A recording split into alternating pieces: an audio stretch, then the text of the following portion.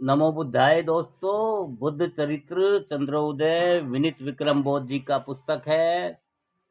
तथागत गौतम बुद्ध जातक कथाओं से 54वां सर्ग है।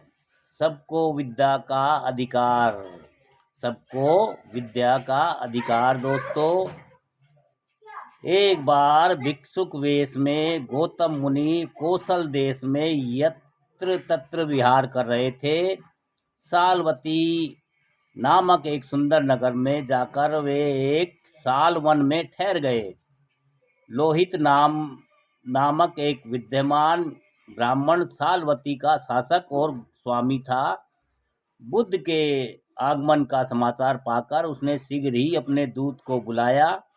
लोहित ने दूत से कहा, जहाँ पर बुद्धि के निधान बुद्ध निवास करते हैं, जाकर तुम मेरा प्रणाम कहना और फिर भिक्षुक संघ सहित उनको निमंत्रण दे देना कि कल मेरे घर में भोजन करें। यह शुभ आदेश पाकर सिर झुकाकर बेसिक नाम का नाई वहाँ शीघ्र ही गया। उसने लोहित नाम बताकर उसका प्रणाम कहा और भोजन के लिए निमंत्रण दे दिया। गौतम मुनि ने अपनी स्वीकृति दे दी तो वह उनकी अनुमति लेकर लौट चला। जब उसने नगरपाल को निमंत्रण स्वीकार होने की बात बताई तो वह तत्काल ही तैयारी करने लगा। लोहित ने अवसर के अनुसार सब साज सामान एकत्र कर लिए। उसकी आज्ञा पाकर रात को ही चतुर रसोइये आ गए।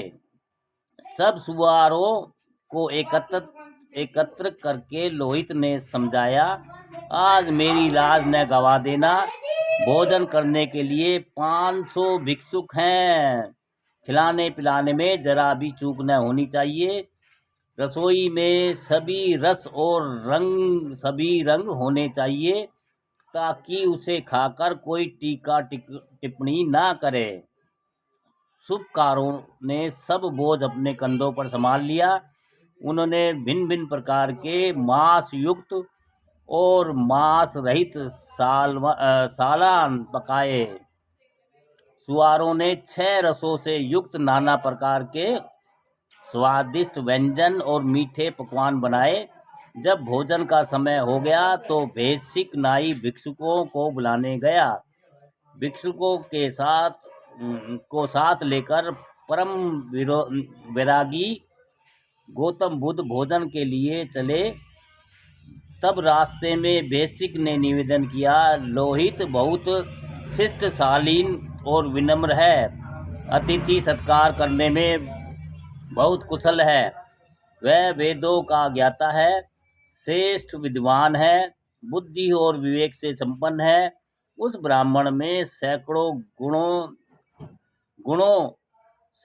गुण आकर एकत्र हो गए हैं, लेकिन उसमें एक दुर्गुण है।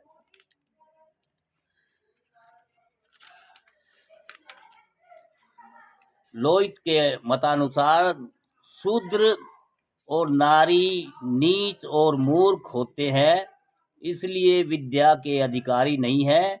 इस बस्ती में उन्हें कोई नहीं पढ़ाता और वे बिल्कुल निरक्षर हैं।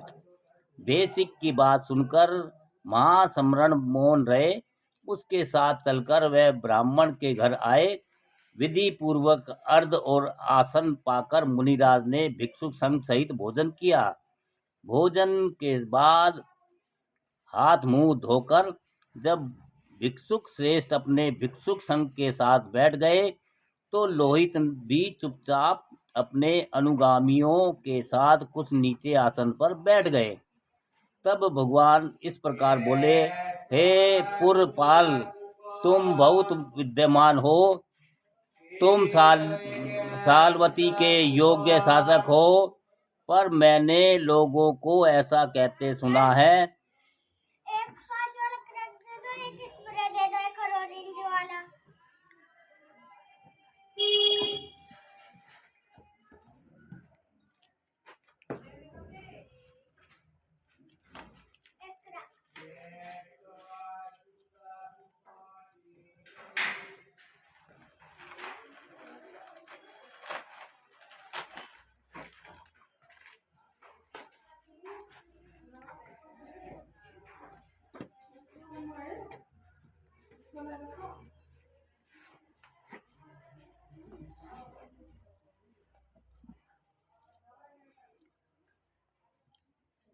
तब भगवान इस प्रकार बोले, हे पुरपालक, तुम बहुत बुद्धिमान हो, तुम सालवती के योग्य शासक हो, पर मैंने लोगों को ऐसा कहते सुना है कि तुम स्त्री और शूद्रों को जन्म से ही मूर्ख और नीच मानते हो, और तुम्हारे नगर में उन्हें पढ़ने पढ़ाने का कोई अधिकार नहीं है।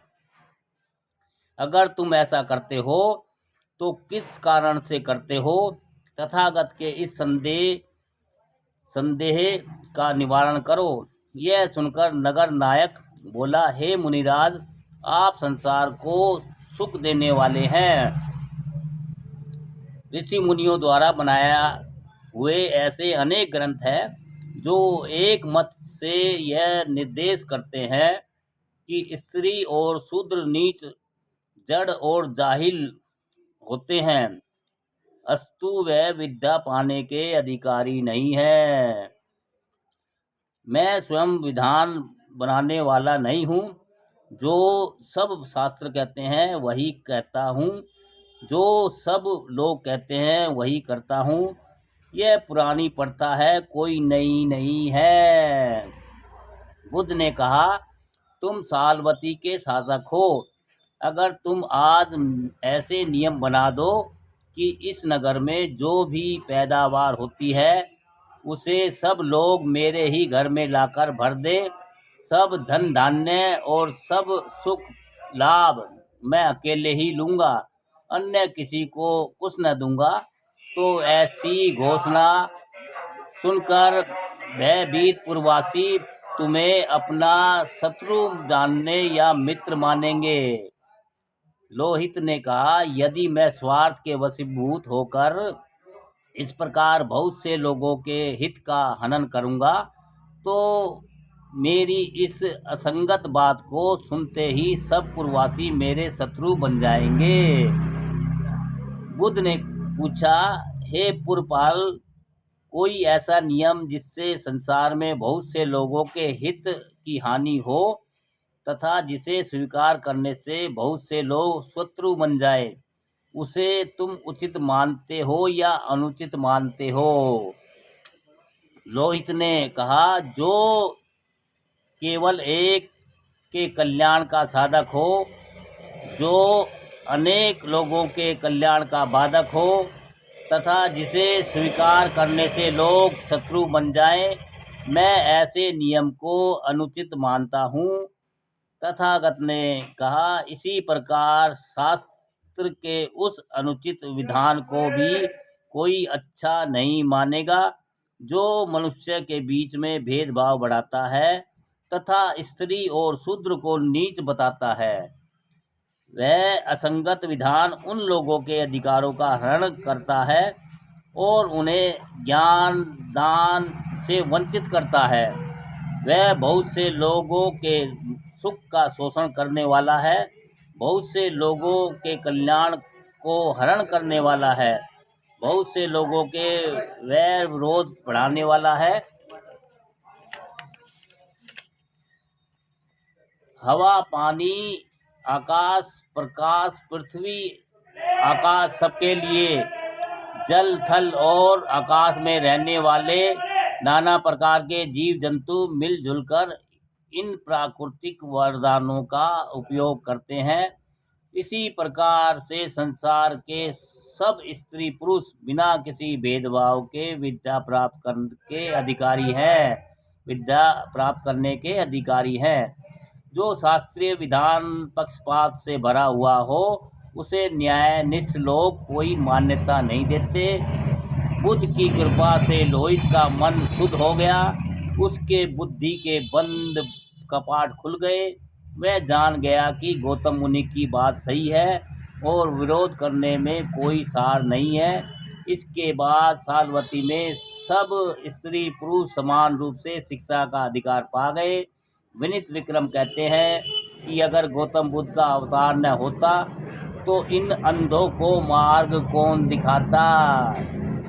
इसके बाद लोहित को समुचित उपदेश देकर और उसे सब प्रकार से संतुष्ट करके संगवेश्वर बुद्ध अपने भिक्षुक संघ के साथ आवास को वापस लौट गए। दोस्तों, नमो बुद्धाय, जय भीम सभी को। और आज का ये 54वां सर्ग था, सबको शिक्षा का अधिकार। सबको शिक्षा का अधिकार। नमो बुद्धाय, जय भीम। दोस्तों, बुद्ध चरित्र चंद्रोदय विनीत विक्रम बौद्ध जी का पुस्तक है। दोस्तों, हमारी जानकारी वीडियो अच्छी लगती है तो लाइक कमेंट शेयर भी करते रहिए, हौसला बढ़ाते रहिए। नमो बुद्धाय, जय भीम दोस्तों।